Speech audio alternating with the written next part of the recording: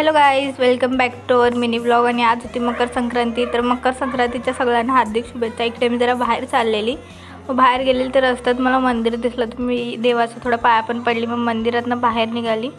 त्याच्यानंतर मी मेन गेलेली डोसा आणायला. तर मी डोसा वगैरे घेतला आणि परत घरी येत होती. घरी आली, मग डोसा मस्त खाल्ला, पेटपूजा केली. मग त्याच्यानंतर परत मला आमच्या आईने थोडं बोलवलेलं.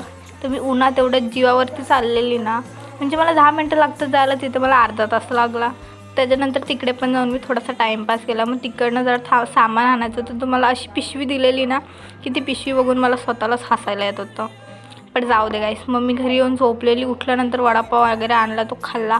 मग त्याच्यानंतर मी जेवली पण. आणि माझे फ्रेंड लोक ना छोटा चपाती आणतात, त्याच मी पण बनवलेली. आणि इकडे माझा टाईमपास चाललेला गाईस. इकडे माझं काहीतरी वेगळंच चालू असतं, माहीत नाही का. मी ही हरकत करायला लागली आहे ना आजकाल.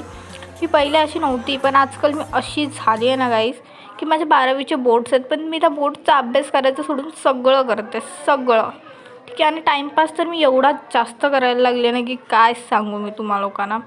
पण तरी पण काय मी जास्त काय शूट नव्हतं केलं, म्हणून मी ही व्हिडिओ मी टाकलेली ह्याच्यामध्ये. आणि बाकी तर मी आजच्या दिवसात काहीच केलं नाही, कारण की आज कॉलेजला सुट्टी वगैरे होती. माझं तेच चाललेलं नाही. अर्धा दिवस तर मी झोपूनच काढला आहे. आजच्या मिनी ब्लॉगसाठी एवढंच. टाटा, बाय बाय, थँक्यू.